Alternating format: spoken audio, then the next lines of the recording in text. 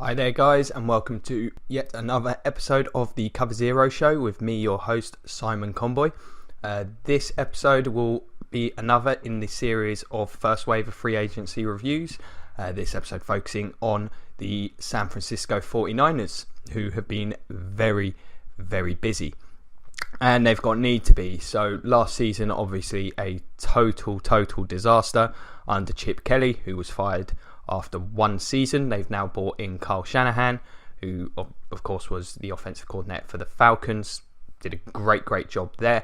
And Buccaneers legend John Lynch is the new general manager, which is an interesting move, a bit reminiscent of the Matt Millen one. I hope that he has a better career in the front office than Matt Millen did.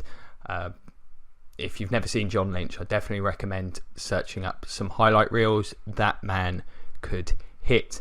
So they've been very active. As I said, last season, disaster. You had all the controversy around Kaepernick and his protests. Didn't get great play from the quarterback position. I'm not sure you could with the options that they had at wide receiver. The offense was appalling. Carlos Hyde looks a solid player. Joe Staley still solid on that offensive line. There really isn't much talent there. Defensively, they were an absolute mess. They went through a spell where they just could not stop anybody on the ground. They've got some young players on defense that seem to still be finding their way. Navarro Bowman, unfortunately, has suffered numerous injuries. I'm not sure if he's ever going to be, the same dominant player that he was. But there's a real lack of pass rush, a lack of coverage, and just an inability to stop teams running up the gut. So all-round disaster, especially at the end of the year. There were times where this team just did not look like an NFL team. So a ton of work to be done. In terms of the major needs, I mean, this is one of those teams, kind of like the Browns, where the roster is so poor at this point in time. You could pretty much list just about anything and you'd have a point. Obviously, wide receivers a need, quarterbacks a need. They need some pass rushers, like some really good outside linebackers. Armstead and Buckner need to develop for them. Those two need to be the focal point of that defense, but they need a pass rusher to support them. They need help in the defensive backfield. They just need talent at every level. So they, as you might expect, a team in a transitional period like this, new GM, new coach, been one of the most active teams in free agency. So let's get to some of these moves. So first up, we've got the quarterback moves that they've made. They've brought in Brian Hoyer and Matt Barkley, both formerly of the Chicago Bears. Haven't got contract info on Barkley. Hoyer, 2 years, $12 million. Highly paid backup, pretty reasonable if they don't acquire anyone, which I'm sure they will. But yeah, he's a steady hand. It's not going to, lead him into the playoffs or anything, especially not with this roster. But a solid move, veteran backup. You need a player like that, especially when you've got so many question marks at the position. So can't be too critical of that one. They've brought in Pierre Garçon from the Redskins, who I think was probably the most reliable option on the free agency market. I know he's getting older, but I think he'll still be able to play at a similar level to what he has for the next 3 or so years. It's a big contract, 5 years, $47.5 million, 17 of it guaranteed, but they had a desperate need at the position. It's not a gross overpay, I don't think. Assuming they can get 3 years out of him, I think it's a reasonable deal. I think this is a solid move. I think they've had some tough moves when you look at some of the money involved, but this is a solid move. It gives them a legitimate threat at wide receiver. He'll be their number one looking at the roster right now. It could do with some more help around him. I'm not sure Pierre Garçon and whoever's going to be throwing him the ball, whether it's Hoyer or a rookie quarterback, it is going to be a massive difference maker. But we'll see what happens there. Attack the fullback position in quite an interesting way. Bringing in Kyle Juszczyk from the Ravens. He's a pretty good fullback. It's a position that Kyle Shanahan values far more than most other offensive coordinators in the NFL at this point. Crazy contract, like the most guaranteed money a fullback has ever seen in the league. 4 years, 21 mil, 10 of it guaranteed. It's one of those strange overpays that I mentioned. I'm sure he'll play, and I'm sure he'll see more of the ball than any fullback in football. Carlos Hyde's a solid player, so getting a good fullback makes a degree of sense. He might even see some carries out of the backfield. Who knows? Feel like it's an overpay though. It's hard to be too happy when you pay that much money for a fullback. We've also got Marquise Goodwin. He's been paid 2-year, $8 million deal. He's shown nothing in his career. It just feels like one of the moves that they made last season, where they were just bringing in no-name receivers, and they performed like unproven wideouts would. I don't know if they'll get much out of him. He can run. We know that. That's about it. So that's a bit of a tough one. Brought in tight end Logan Paulson. Again, it's just another guy. And they've brought in Robbie Gould, the kicker. He's a good kicker, so that one's solid if they can get into field goal range, which I'm not so sure about. At least he'll be able to stick it between the posts most of the time. So, yeah, it's all very, very dubious from my perspective. Malcolm Smith as well. Oh my goodness, I saw the contract there. Why they paid Malcolm Smith as much money as they have? I mean, I wouldn't even want him on my team's roster. I know he was a Super Bowl MVP. He was a liability in Oakland. Not a good player. Cannot cover at all. So I don't know what they're doing there. Just absurd. I can't remember the contract details. I haven't actually wrote those ones down, but I will come back to that one because I'm going to be doing like my worst moves of free agency. This one's certainly going in that list. It may even be a contender for number one.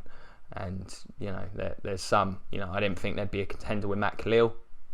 Whether it's enough to knock that one off my top spot, not so sure. Spoiler alert there, by the way, for the future video.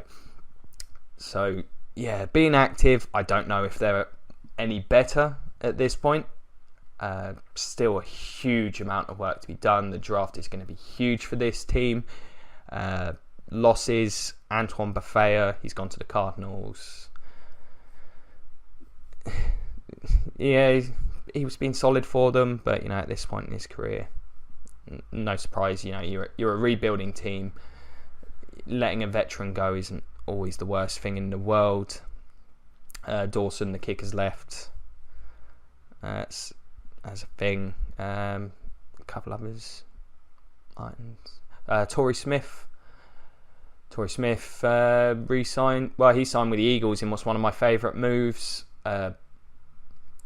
I can imagine, keeping him on a restructured deal might have been a nice idea, but to be honest, it might just be good to get him, away. He probably wanted out. It's been a disastrous time for him there.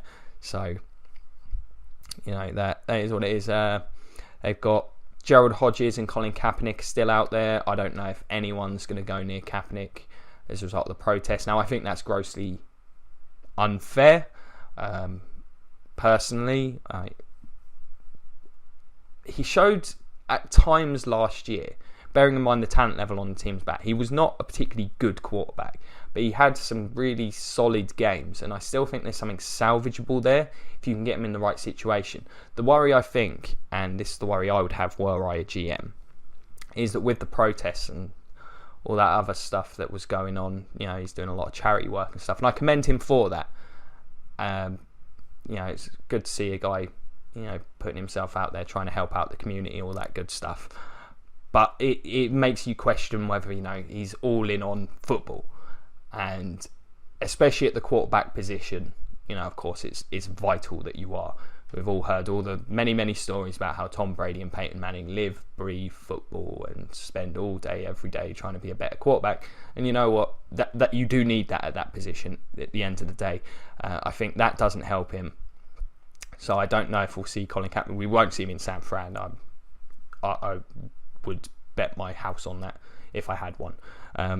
And we've also got Gerald Hodges, the inside backer. They might re-sign him. They've got a need at that position. You know, one of the things that has been really disappointing actually was that Chris Borland retiring. And the same off-season Patrick Willis. You know, when you had the three of them, you had Bowman, Willis and Borland all on that roster at the same time. You're thinking, man, they've got three really good inside linebackers.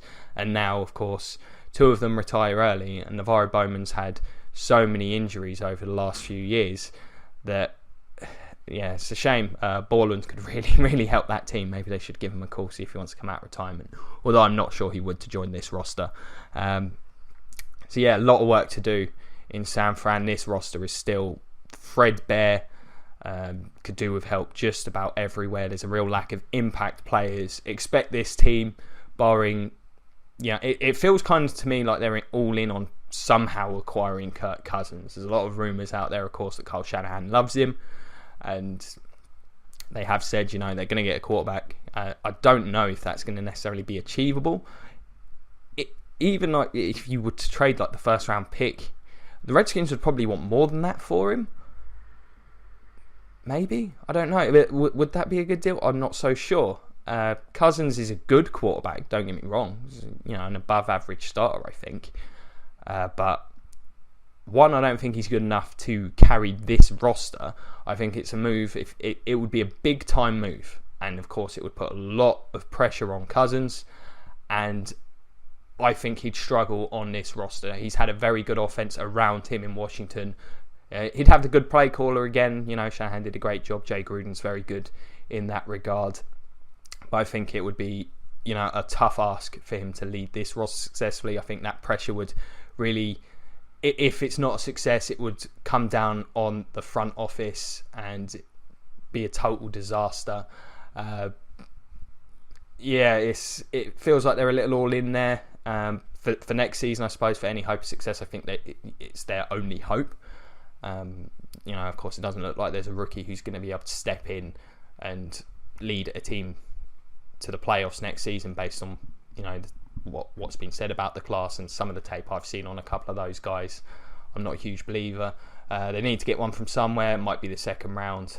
At number 3, expect them just to go best player available, probably a defender, based on the sort of what's available in this draft. It could do with a defensive back, to be honest. Feels like I've been very critical. Really, though, I feel like the 49ers are giving me no choice. I think in the last few years they've been the worst run team in the NFL. When you think about just a few years ago, they were in that Super Bowl. Harbaugh had done a great job resurrecting this franchise, and then Trent Baalke and fell out with him, and clearly, management picked the wrong side. They should have stuck with Harbaugh. The team has been stripped of talent and is, along with the Browns. And to be honest, the Browns have more to look forward to. They've got so many draft picks. They've acquired some big players this off season. The Niners, I think, at the minute must be the toughest team to follow. I feel bad for you Niners fans. Please get in touch. Let me know what you think. Are you guys feeling as bad about this team as me? I honestly think, as things stand, and to be honest, even if they make some moves, they're probably going to be the favourites for the number 1 overall pick next year. It's going to be a long rebuild ahead. Those guys must be glad they got 6-year contracts, because it's going to take at least 2 to get this team to competing, especially in a pretty tough NFC West. This one's very negative. I feel like, the Niners have given me no choice. My bad. Let me know, guys, what do you think? Do you think Kaepernick's got any chance of making it again in the NFL? Would you want him on your team? What do you think the Niners need to do this off-season? What positions would you attack? What do you think they should do to solve this quarterback issue? How do you feel about the hiring of John Lynch? I mean, that came very much out of nowhere for me. Interesting move, to say the least. And where do you think this team needs to go in the draft? Pop me any of those questions in the comments below. I'll do my best to get back to everyone. As always, like, share, subscribe, all that good stuff. Check out the Patreon. Follow me on Twitter at Simon Conboy, both capitalised, no spaces or any of that stuff. And any suggested shows, let me know. Pleasure as always. Check out the rest of the episodes. Rest of the NFC West should be up today. Hoping to get the AFC North up as well. Check those out and give us all the likes and all that. Go Bucks.